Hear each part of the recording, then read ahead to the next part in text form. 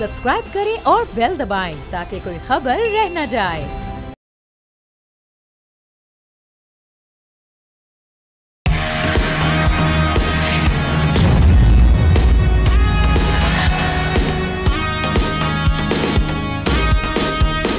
अस्सलामुअलैकुम, आप देख रहे हैं न्यूज़ पंच। मैं हूं आमना खटाना। आगाज में बात करेंगे आज की सबसे बड़ी खबर के हवाले से। ISPR के मुताबिक फील्ड जनरल कोर्ट मार्शल ने एक इंतहाई गैर मामूली इक़दाम करते हुए साबिक लेफ्टिनेंट जनरल फैज़ हमीद को 14 साल कैद बामुशक्कत की सज़ा सुना दी है।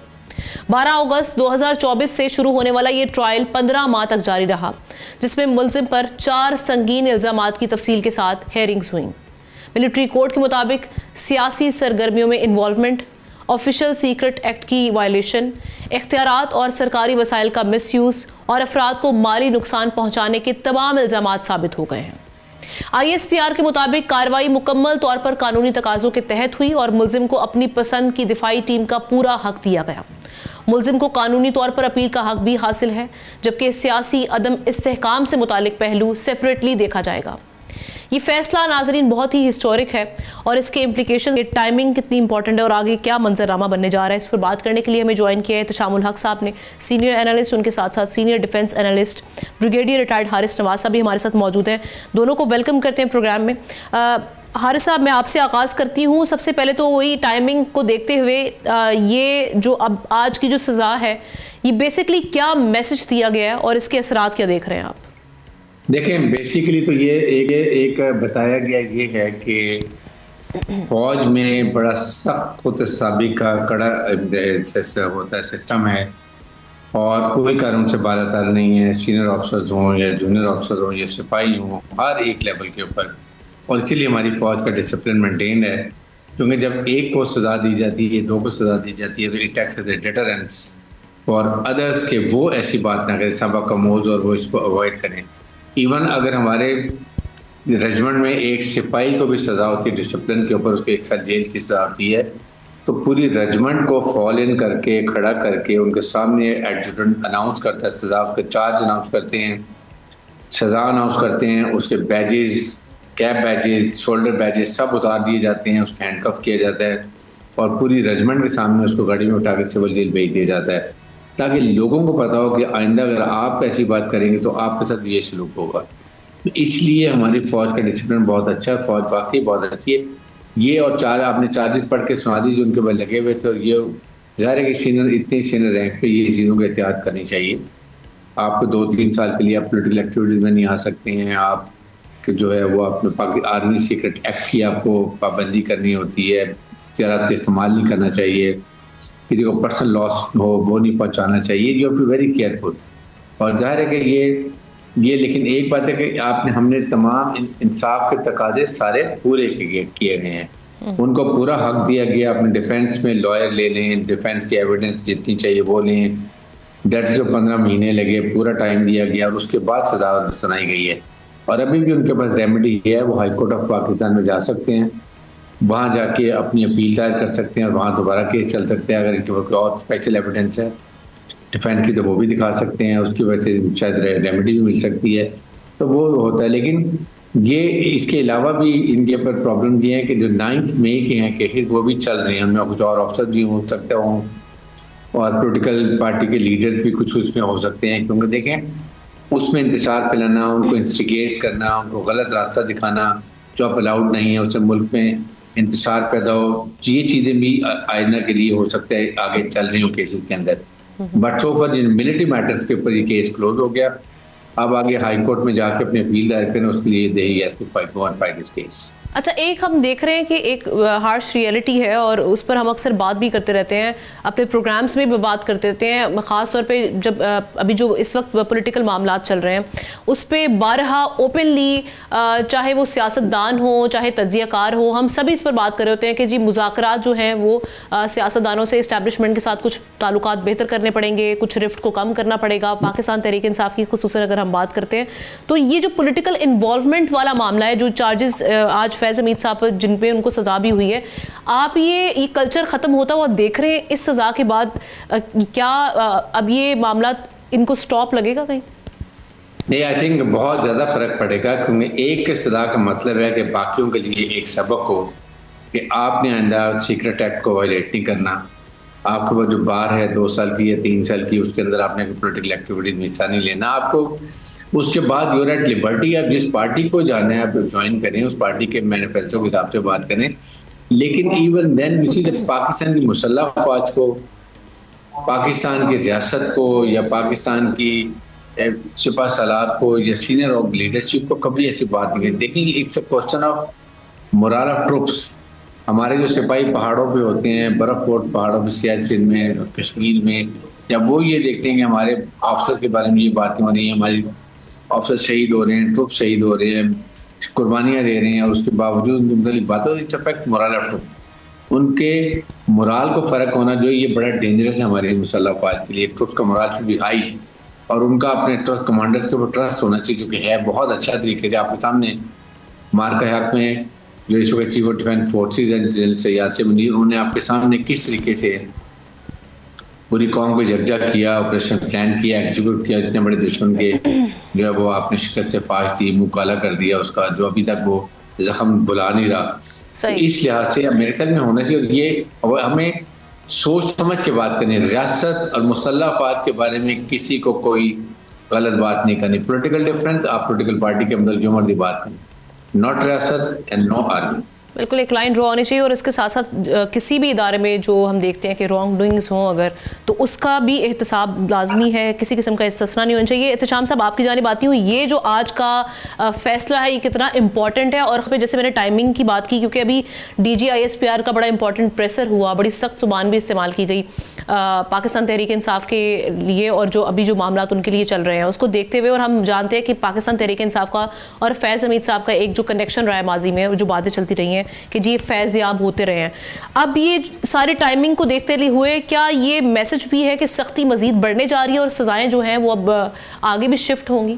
देखिए, हमना जिस तरीके से फील्ड कोर्ट मार्शल में इनका आपने देखा मुकदमा चला, और तकरीबन 16 माह एग्जैक्टली 12 अगस्त 2024 को ये केस चलना शुरू हुआ था।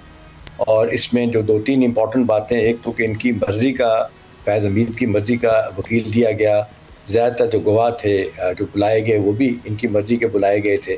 और दूसरा ये है कि इसकी अहमियत के फ़ौज के इतने पावरफुल ISIT चीफ के ख़िलाफ़ ये फ़ैसला आना, ये जो अभी हारिस साहब भी बात कर रहे थे, ये राइटिंग ऑन द वॉल है, ये भी मैसेज है।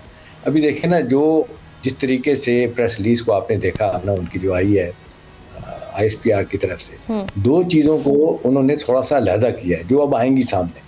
ये सियासी अदम इस्तेहकाम और शरंगेज़ी फैलाने वाला वाक़या, ये मामला जो है, जो 9 मई की तरफ सेपरेटली डील किया जाएगा। हाँ जी, ये सेपरेटली डील किया जाएगा, और इसमें इमरान खान को अक्यूज़ या मरकज़ी किरदार के तौर पर सामने आएंगे। देखिए, हम ना बड़े दिनों से ये बातें हो रही थी कि दिसंबर के महीने में बहुत बड़े फैसले होने हैं, बहुत कुछ होना है, तो वो अब घड़ी आ चुकी है। अब देख लें, जिस तरीके से ये फैसला सुनाया गया है, और जिस तरीके से पूरा का पूरा, जिसको कहते हैं, उनको मौका दिया गया है कि जिन गवाहों को लाना है, जिन वकला को पेश करना है, पेश किया गया। अब 2 बातें इंपॉर्टेंट हैं। आमतौर पे लोग ये बात समझ नहीं रहे थे कि इसके बाद क्या होगा। देखें, एक अपील का हक़ दिया जाएगा जो आर्मी चीफ के पास जाएगा। उससे पहले एक जो है ना 3 स्टार जनरल, लेफ्टिनेंट जनरल के पास इनका केस अपील अगर करते हैं तो जाएगा। उसके बाद भी अगर ये केस यही सज़ा बरकरार रहती है तो एक लिमिटेड सा आमना एक स्कोप है जो आप जा सकते हैं हाई कोर्ट में या सुप्रीम कोर्ट में। आमतौर पे देखा गया कि फील्ड कोर्ट मार्शल के जो ट्रायल होता है उसमें इतने ज़बरदस्त तरीके से गवाह, एविडेंस, हर चीज़ दी जाती है कि वो जिसको कहते हैं बांध दिया जाता है कि बंदा हिल नहीं सकता। को सिविलियन अदालतों के पास भी बहुत ही स्कोप कम रह जाता है कि वो कोई बड़ा इस मामले में, अनलेस के कोई बहुत बड़ा नुक्ता रह जाए, उसको आप सिविल अदालत में जाएँ, आपको रिलीफ मिले, नहीं लगता है नहीं है। इतना जो वक्त लगा ना, वो इसी बुनियाद पर लगा है कि कोई चीज़ कहा जाता है कि कानूनी आइनी ज़ुबान में रह ना जाए, कुछ सुकून हो उसमें, वो नहीं रह जाएगी। तो वो उन्होंने बड़े वाज़ेह तरीके से जो है ना वो आप उसको टैकल कर सकते हैं। अब अगला सवाल ये कि जी व्हाट नेक्स्ट। देखिए, अब जिस तरीके से जिस तरह चीज़ें शेप अप हुई हैं, हम ना अभी देखें, जिस तरीके से आपने देखा कि विंडो एक अपॉर्चुनिटी निकली थी हाल ही में, जिस तरीके से बैरिस्टर गौर ने बातें की थी, उन्होंने कहा था सूरत हाल को डीएस्केलेट होना चाहिए, एक दूसरे को पॉलिटिकल स्पेस देनी चाहिए।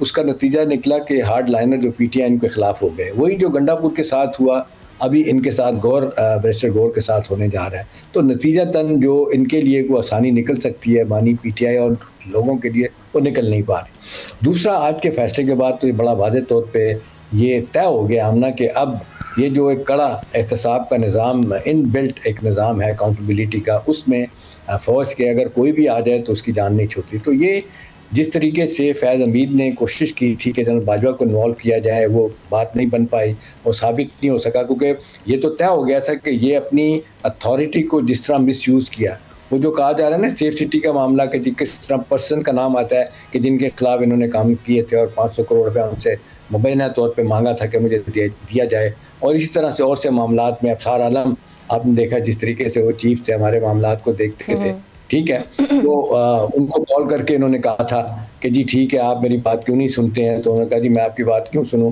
मुझे क्या ज़रूरत है सुनने की। तो देखिए बहुत सारी चीज़ें इस हवाले से तो तय हो गई हैं कि अब आइंदा आने वाले दुनिया में बड़े बड़े फैसले होंगे। और ये जो सजा मुअत्तली या सजा रिलीफ, इसमें रिलीफ के हवाले से तो कोई गुंजाइश नहीं निकलती ना एहतशाम साहब, फिर आगे चल के ये वाले मामला तो नहीं होंगे, क्योंकि ये कंसर्न्स भी उठते हैं। देखिए हमने रिलीफ वाली बात तो मुझे नहीं लगता सिरे से रिलीफ मिलेगी। रिलीफ उसी सूरत में मिलता है कि जब आप पोलिटिकली आप बैकग्राउंड में या पर्दे के पीछे जो आप बात कर रहे होते हैं, जो आप मैसेजिंग सिग्नलिंग पोस्चरिंग कर रहे होते हैं कि नहीं जी ठीक है गलती हो गई, मामले को टाला जाए। यहाँ तो काम ही उल्टा हो गया ना, बजाय टालने के उन्होंने इल्ज़ाम खुद ही लगाया 9 मई पे कि आपने खुद करवाया, और पार्टी के लोग कहते रहे बैरिस्टर गौर ऑन रिकॉर्ड है, असद कैसर ऑन रिकॉर्ड है, हमारे बच्चों से गलती हुई थी, उनसे हो गया। अभी एक तरफ ये माना है, फिर ऑडियो वीडियो मौजूद है, बार बार किस्से आते हैं सामने, फिर आप उसको मोड ऑफ डिनाइल में चले जाएं कि और कहेंगे आपने खुद करवाया। तो नतीजा, और फिर लास्टली आमना जिस तरीके से इतनी सख्त ज़ुबान, पर्सनलाइज ज़ुबान आर्मी चीफ के ख़िलाफ़ इस्तेमाल की गई है, आपने देखा जिस तरीका उनकी ज़हनी अक्कासी होती है, बल्कि उनकी वो तो बहन हलीमा खान कहती हैं जी हमने तो बहुत सारी बातें आके लोगों को नहीं बताई जो मानी PTI ने की थी, मतलब शॉर्ट ऑफ माँ बहन की गाली के उन्होंने नहीं बताया।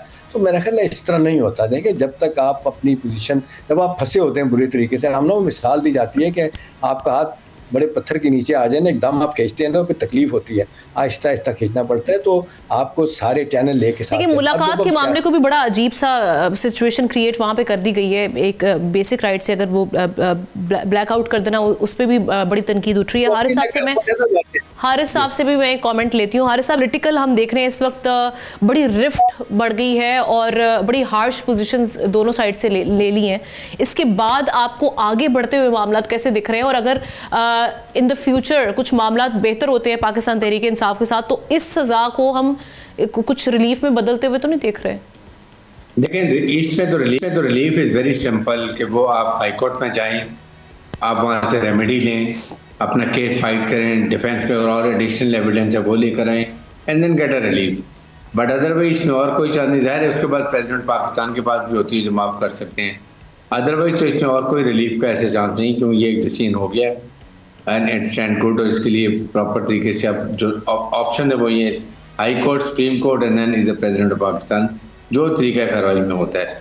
लेकिन बात यह कि ये देखना चाहिए कि अभी इसके अलावा भी देखें ना, जो अभी DGI ने बातें की हैं, आप इस तरह क्रिटिसाइज जो है आप सिपा सालार को, chief of defence forces, field marshal Asim Munir के बारे में अगर डेरोगेटरी मार्क्स लेकर आएँ और उसके बाद दुनिया में उनको उनकी तारीफ हो रही है, दुनिया उनको सुनना चाहती है, उन्होंने जिस तरीके से इंडिया को इतनी बड़ी फौज को शिकस्त फाज दी है, उनका स्टेचर हाई हुआ है, he is respected by, Trump उनको रिस्पेक्ट करता है। मैं मिडिल ईस्ट को आप देख लें, हमारे डिफेंस एग्रीमेंट उनसे हो गया। तो ये चीज़ें फौज के मोराल के लिए बड़ी सख्त होती हैं, इसलिए it is very loud and clear.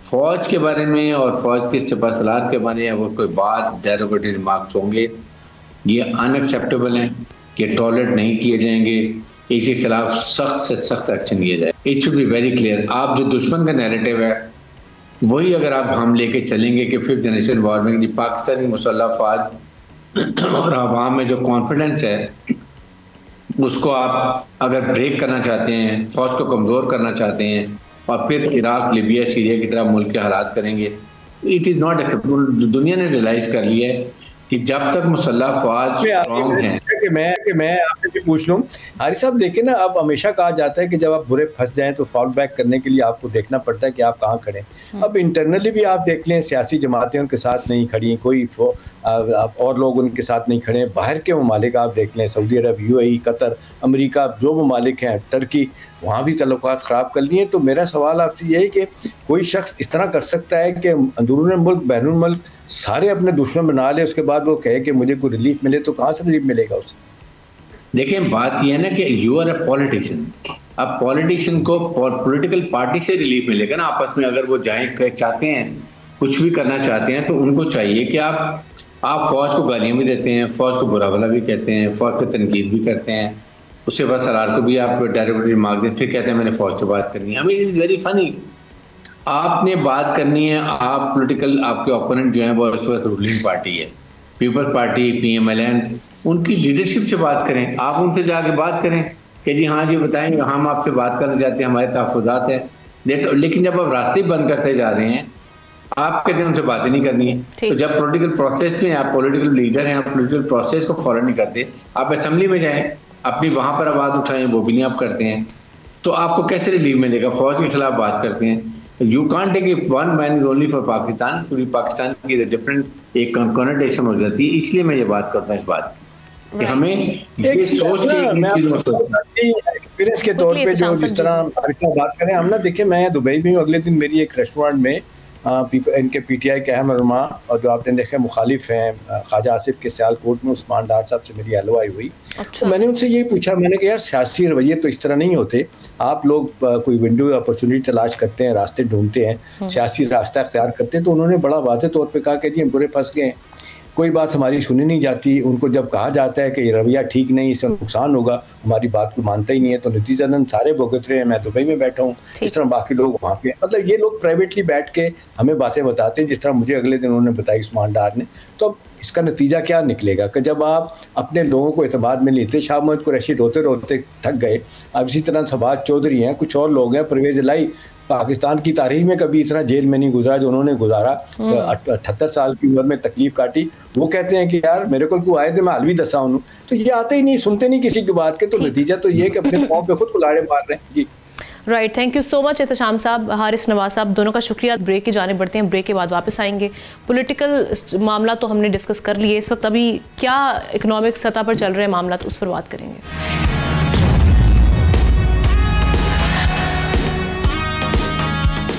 Welcome back नाजरीन, एक और अहम खबर की जानिब बढ़ते हैं। बलूचिस्तान के रेकोडिक प्लान के हवाले से अमेरिका की बड़ी मुआशी एंट्री हुई है और एक्सिम बैंक ने $1.25 बिलियन की इन्वेस्टमेंट की अप्रूवल दे दी है। अमरीकी नाज़िमुल उमूर के मुताबिक आइंदा बरसों में $2 बिलियन के अमरीकी इक्विपमेंट और खिदमात भी पाकिस्तान पहुंचेंगे, जिससे मंसूबा तेज़ रफ्तार होगा। अदादोशुमार ये बताते हैं कि इस सरमायाकारी से अमरीका में 6,000 और बलूचिस्तान में 7,500 नई मुलाजमतें पैदा होंगी। रेकोडिक दो तरफा ताल्लुकात में नई जहद भी मुतारिफ करवा रहा है। लेकिन ये जो भारी इन्वेस्टमेंट आ रही है, इसकी राह में चैलेंजेस क्या हैं और इसके साथ साथ मुमकिन तौर पर हद तक इससे फ़वाइद हासिल हो सकते हैं। इसके मंसूबे के सिग्निफिकेंस पे भी बात करते हैं। मुख्तलिफ पहलुओं पर बात करने के लिए हमें ज्वाइन किए Abdul Hanan, global mining expert हैं। Thank you so much Abdul Hanan साहब फॉर योर टाइम। ये कहिएगा कि एक्सिम की जो $1.25 बिलियन की जो हम देख रहे हैं फाइनेंसिंग है, और इसके अलावा जो 2 बिलियन एक्सपेक्टेड, जैसे कि मैंने अपने इंट्रो में भी जिक्र किया, अमरीकी इक्विपमेंट के लिए, ये ओवरऑल अगर देखा जाए तो पाकिस्तान और ख़ुसूसन बलूचिस्तान के हालात के लिए, डेवलपमेंट के लिए कितनी सिग्निफिकेंट है, और हमारी रियलिस्टिक अप्रोच क्या होनी चाहिए कि किस हद तक हमें इससे फ़ायदा मिल सकता है? देखें, ये बहुत ज़रूरी है क्योंकि माइनिंग जब स्टार्ट होती है तो माइनिंग साइकिल में सबसे बड़ी जो डेवलपमेंट फेज़ है, जिसको हम डेवलपमेंट कहते हैं, और ये जब हम बात करते हैं million and billion of dollar की, तो एज अ कंसल्टेंट इसमें बहुत से चैलेंजेस होते हैं।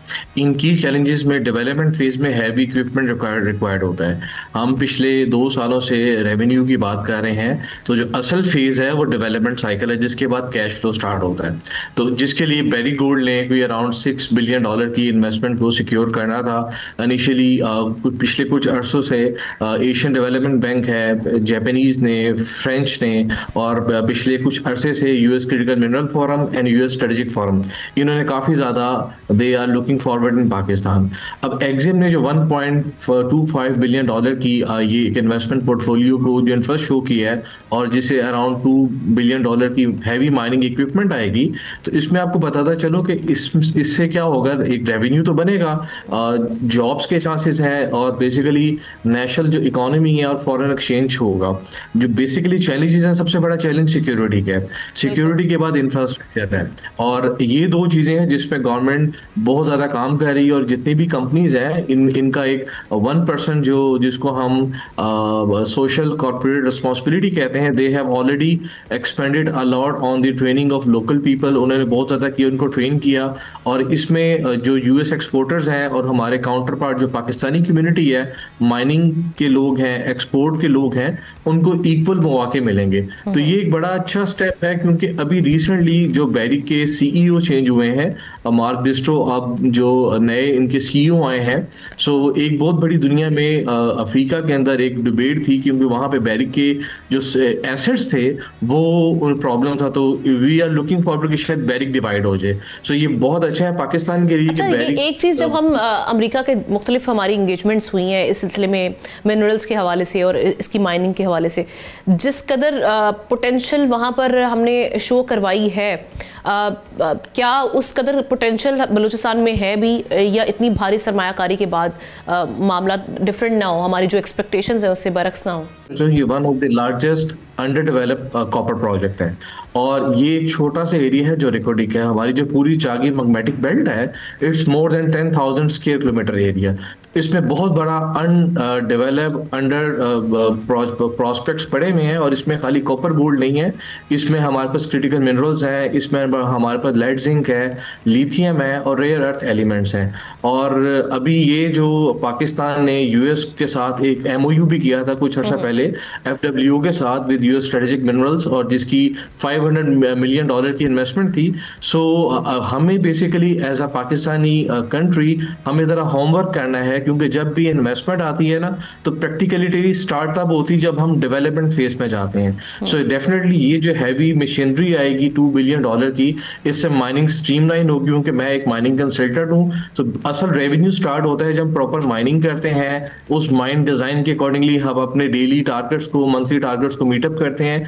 इसमें बहुत से रिस्क होते हैं, it's not security risk, mining risk होते हैं। तो हम इन तमाम चीज़ों को कोप अप तब कर सकते हैं जब हमारे पास हैवी मशीनरी हो, अच्छे इंस्ट्रूमेंट्स हो, अच्छी इन्वेस्टमेंट हो, ताकि इस माइनिंग को सस्टेनेबल बनाया जाए। राइट। और सी पैक के हवाले से बताइएगा, क्या ये जो भी हम ये वाला प्रोजेक्ट करने जा रहे हैं, इससे सी पैक, क्योंकि चाइनीज़ भी हैं वहाँ पर, तो वो असरअंदाज तो नहीं होगा? वहाँ से मुमकिन तौर पर क्या रिएक्शन आ सकता है?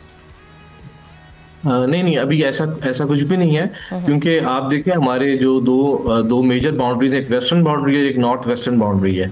सो जो पूरा वेस्टर्न बॉर्डर है, जिसमें आपको पता है यूएस ने खाली माइनिंग में इन्वेस्ट नहीं कर रहे, they are coming in the oil and gas sector as well, हमारे जो ऑफशोर एसेट्स हैं उसमें आ रहे हैं, ठीक है। और चाइनीज जो काउंटर पार्ट्स हैं, they are working in Gilgit Baltistan, Chitral, GB में, और कुछ वेस्टर्न में चाइना के कुछ लीजेस हैं with the government of Pakistan share, जिसमें सेंट्रल मेटल लिमिटेड है और दूधर का लेडजिन प्लांट है। तो इस पे उसका कोई असर नहीं पड़ेगा एज इट इज, क्योंकि गवर्नमेंट ये डीलिंग है या B2B डीलिंग है। सो ये इन दोनों कंट्रीज का आना, क्योंकि आपको बताऊं China basically one of the good heavy जो प्रोसेसिंग है माइनिंग साइकिल में, सबसे बड़ा जो एक रेवेन्यू जनरेट होता है वो प्रोसेसिंग जो होता है रॉ को, तो चाइना उसमें बहुत आगे और वो ऑलरेडी पाकिस्तान को फैसिलिटेट कर रहा है। तो दोनों कंट्री का जो आना, वी वेलकम इट, और गवर्नमेंट बड़े अच्छे लेवल पे काम कर रही है। लेकिन ऑन द अदर साइड हमारे जो provincial mines and mineral sectors हैं, गवर्नमेंट फेडरल कमोडिटीज हैं, तो we have to do homework, क्योंकि असल रेवेन्यू एमओयू साइन होने से नहीं आता।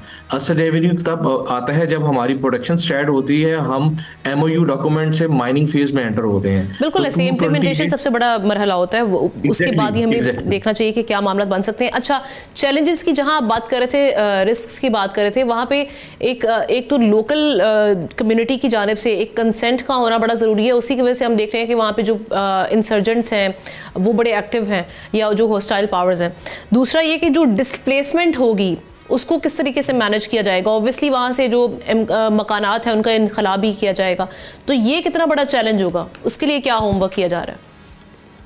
अभी तो बेसिकली जहाँ पे अभी हमारी माइनिंग लीजेस हैं वो सारा एक नॉन सेटलमेंट एरिया है। डिस्ट्रिक्ट शागी में जो रिकोडिक एरिया है, जो एडवाइनिंग एरियाज है, उनके वहाँ पे जो मेजर नेबर एरिया है वो दालबंदीन है, नौशकी है।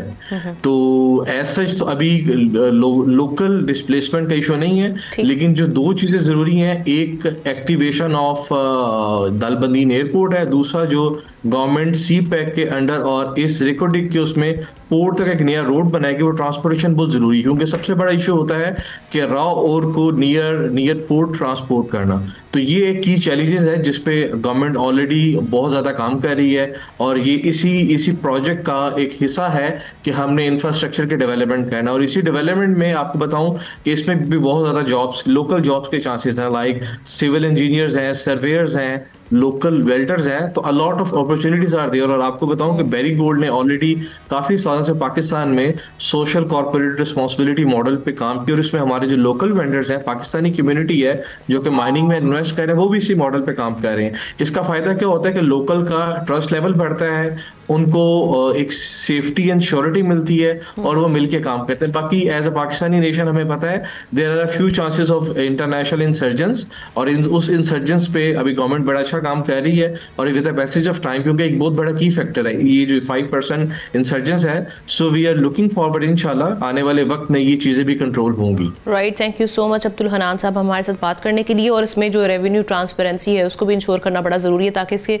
भरपूर इस अपॉर्चुनिटी का फायदा उठाया जा सके। आगे बढ़ते हैं नाजरीन, पाकिस्तान की दिफाई सलाहियत में बड़ा इजाफा मुतवक्के है, क्योंकि अमेरिका ने F-16 फ्लीट की अपग्रेडेशन के लिए $686 मिलियन का पैकेज मंजूर कर लिया है। एक ऐसा पैकेज जो link 16 system, avionics upgrades, cryptographic आलात, तरबियत और लॉजिस्टिक सपोर्ट पर मुश्तमिल है। यह अपग्रेड पाकिस्तानी F-16 ब्लॉक 52 और मिड लाइफ अपग्रेड तैयारों की सलाहियत 2040 तक बढ़ा देगी, और दहशतगर्दी के खिलाफ ऑपरेशंस में इंटरऑपरेबिलिटी मजीद बेहतर हो सकेगी।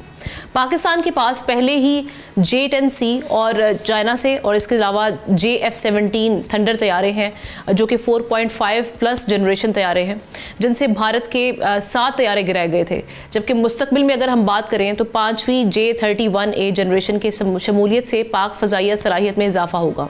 लेकिन सवाल यह है कि खित्ते के तवाज़ुन पर असरात के पाकिस्तान की दिफाई सलाहियत किस हद तक बढ़ेगी। इसी पर बात करने के लिए ज्वाइन किया हमें air commodore retired Khalid Chishti साहब ने। Thank you so much sir आपके टाइम का। ये कहिएगा कि सबसे पहले तो ख़ास तौर पर यही कि लिंक 16 और साथ ही साथ क्रिप्टोग्राफिक इक्विपमेंट, एवियोनिक्स अपडेट्स कैसे ये PAF पाकिस्तान एयरफोर्स को इसकी ऑपरेशनल कैपेबिलिटीज़ को इम्प्रूव करेगा, और जैसे कि मैंने बात भी की कि खित्ते का जो तवाज़ुन है वो किस तरीके से बैलेंस करेगा उसको। ये ज़ाहिर है अभी तो PF की तो कंफर्मेशन अभी नहीं हुई, लेकिन आपने बिल्कुल ठीक कहा कि चांसेस हैं कि ये हमारे पाक फ़िज़ाइया का हिस्सा बने जो नई इंडक्शन या अपग्रेडेशन हो रही है। देखिए मैं आपको एक मिसाल देता हूँ। इजराइल और इजिप्ट दोनों के पास तकरीबन 200 F-16 है ईच। 200 इजिप्ट के पास हैं, पौने 200 के करीब F-16 हैं इजिप्ट के पास। लेकिन जब हम देखते हैं जो मिसाइल अमेरिका ने F-16 पर जो लगने हैं इजराइल को दिए हुए हैं, वो डबल से भी ज़्यादा रेंज के हैं एज़ कम्पेयर टू इजिप्ट। तो जहाज़ों की एम्प्लॉयमेंट होती है एक उनकी अपनी काबिलियत पर, जहाज़ों के अंदर इंजन कौन सा लगा है, मनूवरेबिलिटी कैसी है, थ्रस्ट कौन सी है। दूसरा और मोस्ट इंपॉर्टेंट आजकल के ज़माने में हो गया हुआ है कि वेपन्स कौन से लगे हैं। जो वेपन्स आपके जहाज़ पर लगते हैं वही आपकी लिथैलिटी और वही आपकी इफेक्टिवनेस को ज़ाहिर करते हैं। आपने नोट किया होगा अभी जो मई की कॉन्फ्लिक्ट हुआ था, इसमें तमाम की तमाम किल्स हमारे J-10C जहाज़ की हैं, जिस पर PL-15 लगा हुआ था। F-16 भी उस रात हवा में थे, ये भी मैं आपको कंफर्म कर सकता हूँ। लेकिन क्योंकि उन पर जो मिसाइल लगे हुए हैं उनकी रेंज इस PL-15 से आधी से भी कम थी, तो इसलिए उनको उस तरह इस्तेमाल नहीं किया जा सका जिस तरह J-10C को इस्तेमाल किया गया था। और जबकि F-16 जहाज़ हमारे तकरीबन 43 सालों से पाक फ़िज़ाइया के हिस्से हैं, बैटल टेस्टेड हैं, हमारा बैटल फ्लीट बहुत सीजनड है फाइटर पायलट्स का, लेकिन उसके बावजूद मिसाइल्स की लिमिटेशन की वजह से वो इंगेजमेंट नहीं हम कर पाए, बिकॉज ऑफ जिसको मैंने कहा कि वेपन्स उस कैटेगरी के नहीं थे। अब ये जो अपग्रेडेशन है, आई विश एंड प्रे कि इसमें मॉडर्न मिसाइल जो एयर टू एयर जो मिसाइल्स हैं, बियॉन्ड विजुअल रेंज मिसाइल, वो भी शामिल हो। बियॉन्ड विजुअल रेंज मिसाइल आने वाले जंगों में सबसे ज़्यादा कलीदी रोल प्ले करें करेगा। उसकी वजह यह है कि बुनियादी तौर पर अब जो जंगें आ रही हैं वो स्किल बेस्ड कम हो गई हैं, जिसके अंदर एक पायलट दूसरे को देखकर मनूवर करता है, आउटस्मार्ट करता है, अपनी नजरों से रिएक्शन की वजह से जल्दी शूट कर देता है और मुकाबला देख के एक दूसरे को होता है। अब आपने देखा हमारे तकरीबन 125 जहाज जो 6 और 7 की दरमियानी रात हिंदुस्तान और पाकिस्तान की अपनी अपनी फिजाओं में मौजूद थे, कोई किसी को नहीं देख रहा था, सिवाय इलेक्ट्रॉनिकली, डिजिटली और अपने अपने रेडार पर देख रहे थे। जंग अब इस तरह की लड़ी जानी है जिसके अंदर वेपन्स की रेंज बहुत इंपॉर्टेंट है, और ये बहुत अच्छा पाक फिजाइया के लिए एक, जिसको कहते हैं पाक फिजाइया की लिथैलिटी में और एक रेलेवेंस और डिटरेंस में बहुत ज्यादा इजाफा होगा इंशाल्लाह। और ये आप समझते हैं कि बड़ा बर वक्त डिसीजन था, क्योंकि अभी जो ओवरऑल हम रीजन में सिक्योरिटी माहौल देख रहे हैं, खास तौर पे अमेरिका इंडिया की इन्वेस्टमेंट जो देख रहे हैं वेपन्स में, मिलिट्री वेपन्स में, उसको देखते हुए पाकिस्तान का ये जो फैसला था, आप इसको किस तरह से देखते हैं? देखिए, हमने एक बड़ी इंपॉर्टेंट बात हमें ज़हन में रखनी चाहिए कि दुनिया, आप अगर रेलेवेंट होते हैं दुनिया आपको इंगेज करती है। पाकिस्तान की तो ख्वाहिश बहुत सालों से थी, 2000 तकरीबन 20-21 से हम ख्वाहिश कर रहे थे कि हमें ये अपग्रेडेशन मिल जाए इन जहाज़ों की और हम अपग्रेड करके नए मिसाइल लगा सकें।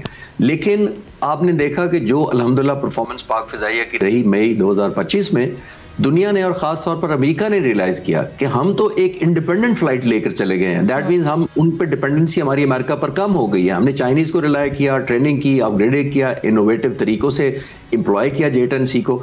अब दुनिया आपको इंगेज करना चाहती है। आई थिंक मेजर फैक्टर ये मई का कॉन्फ्लिक्ट है, जिसकी वजह से अमेरिका को ये रियलाइजेशन हुई कि हम तो इररेलेवेंट होते जा रहे हैं पाकिस्तान के पॉइंट ऑफ व्यू से, और जाहिर है पाकिस्तान का झुकाव और बढ़ जाएगा अगर उन्हीं F-16 को अपग्रेड ना किया गया तो उनकी एम्प्लॉयमेंट की और ज़्यादा लिमिटेशन हो जाएगी आने वाले वक्तों में। तो ये बहुत, उन्होंने भी बर वक्त फैसला किया। हम तो बहुत अरसे से चाह भी रहे थे कि ये अपग्रेडेशन हो जाए हमारे मिसाइल्स, और ये जो जहाज़ की जो कॉम्बिनेशन है ये हमारी लिथैलिटी में बहुत ज़्यादा इजाफा करेगी और हमारा पंच बहुत ज़्यादा पावरफुल हो जाएगा इंशाल्लाह। ठीक। सर, एक और चीज़, जैसे अभी आपने चाइनीज़ टेक्नोलॉजी पर रिलायंस की बात की है मई में, how would Chinese react to it? उनको कोई मसला तो नहीं होना चाहिए? क्योंकि जिस तरह से वही वाली बात आ रही थी कि उनके साथ जो हमारे एक ताल्लुकात हैं और जो हमारी रिलायंस थी, वो चाहे मिलिट्री वेपन्स पे हों या बाकी मामलात पर हों। देखिए, हम ना जो चाइनीज़ एयरफोर्स के चीफ जो थे वो भी आए थे, वॉर के फ़ौरन बाद पाकिस्तान आए थे, विजिट किया था। उन्होंने ना सिर्फ एक्नॉलेज किया था बल्कि पाक फिजाइया के स्किल को और एम्प्लॉयमेंट को और इनोवेशन को और लीडरशिप को बहुत अप्रिशिएट किया था। मैं आपको ये भी कंफर्म कर सकता हूँ कि कुछ महीने पहले पाक फिजाइया के सरबराह अमरीका गए थे। वहाँ पर ये इन्होंने ज़ाहिर है ये रिक्वेस्ट की थी कि हमारे F-16 जो हैं वो उस तरह पोटेंट नहीं रहे, तो हम अपग्रेडेशन करना चाहेंगे। लेकिन दोनों मुल्कों को ये भी मैं आपको कंफर्म कर सकता हूं कि ये कहा गया था या ये मैसेज दिया गया था कि एक से दोस्ती का मतलब दूसरे से दुश्मनी नहीं है। हमने ये बैलेंस करके चलना है। हमने अपना वैक्यूम देखना होता है कि हमारी डेफिशिएंसी कहाँ है, हमारे कौन कौन से वेपन हैं जो हमारी वैल्यू ऐड करेंगे हमारी परफॉर्मेंस को, एक बात। और ये क्लैरिटी से उनको बता दिया गया था कि अमेरिकन को भी कि जब हम चाइना को एंगेज करते हैं उसका मतलब ये नहीं आपको नाराज करना चाहते हैं। और चाइना को भी कहा गया था कि हमारे पास 75 F-16 है जो बहुत जबरदस्त फ्लीट है और बड़ा काबिल जहाज है। तो हमने उनको भी बता दिया था उस वक्त कि जी अगर हम F-16 को अपग्रेड करते हैं तो उसका मतलब ये तो नहीं होगा कि हम आप पे को कॉम्प्रोमाइज कर रहे हैं। तो आई थिंक वो बहुत ज्यादा क्लैरिटी से और फोकस करके प्रेजेंट लीडरशिप को क्रेडिट जाता है कि इन्होंने उनको समझा दिया था। इसलिए मेरा नहीं ख्याल कोई रिप्रिकॉशंस होंगी या कोई नेगेटिव इंपैक्ट आएगा इसका। Right, thank you so much. Khalid Chishti साहब हमारे साथ मौजूद थे, आपने इस पर अपना एनालिसिस पेश किया। प्रोग्राम के आखिर में कुछ US वीज़ा के हवाले से खबर शेयर करते हैं। ट्रंप जब से नाजरीन अमरीका के सदर बने हैं, गैर मुल्कों के साथ साथ अमरीका जाने वाले मुसाफिरों के इम्तिहान भी बढ़ चुके हैं। अब दुनिया भर से अमेरिका जाने का ख्वाहिशमंद हर मुसाफिर अपनी 5 साल की सोशल मीडिया हिस्ट्री जमा कराने का पाबंद होगा। ये फैसला अमेरिकी कस्टम्स एंड बॉर्डर प्रोटेक्शन की जानिब से जारी करदा नोटिफिकेशन के बाद सामने आया है, जो फेडरल रजिस्टर में शाया किया गया है। इस नोटिफिकेशन ने सबको चौंका दिया है। पहले सिर्फ प्रोफाइल तक रसाई मांगी गई थी और अब हर गैर मुल्की मुसाफिर गुज़श्ता 5 साल की अपनी पूरी सोशल मीडिया हिस्ट्री जमा कराने का पाबंद होगा। सिर्फ इतना ही नहीं बल्कि अमेरिका जाने के ख्वाहिशमंदों को अपने ईमेल एड्रेस, फ़ोन नंबर, जो सोशल मीडिया प्लेटफॉर्म इस्तेमाल करते हैं और यहाँ तक कि अहले खाना से मुतालिक तफसीलात भी लाजमी फराहम करना होगी। अमेरिकी कस्टम्स एंड बॉर्डर प्रोटेक्शन का दावा है कि ये नई शराइत कौमी सलामती को मजबूत बनाने के लिए हैं और इससे उन मुश्तबा अफराद को कबल अज़ वक्त शनाख्त करने में मदद मिलेगी जो मुमकिना तौर पर किसी गैर कानूनी सरगर्मी का हिस्सा बन सकते हैं। गुज़श्ता जून में भी अमरीकी महकमा खारजा ने सोशल मीडिया प्रोफाइल्स तक रसाई लाजमी करार दी थी, मगर इस बार सख्ती पहले से कहीं ज़्यादा है। अब सिर्फ प्रोफाइल नहीं बल्कि 5 साल का पूरा डिजिटल रिकॉर्ड मांगा जा रहा है। एक्सपर्ट्स कहते हैं कि इन नए ज़वाबित के बाद अमेरिका में दाखिले का अमल मज़ीद पेचीदा हो जाएगा और मुसाफिरों को बॉर्डर पर पहले से कहीं ज़्यादा तफसीलात देना होंगी ताकि हुकाम मुमकिन ख़तरात का मौसर जायज़ा ले सकें। लेकिन सवाल ये है कि क्या ये सख्त शराइत अमरीकी सरहदों को महफूज बनाएंगी या मुसाफिरों की प्राइवेसी के लिए नया ख़तरा बन जाएगी? इस खबर के हवाले से कमेंट सेक्शन में जाके आप अपनी राय का इजहार कर सकते हैं। हमें प्रोग्राम से इजाज़त दीजिए, इंशाल्लाह कल मुलाकात होगी। अल्लाह हाफ़िज़।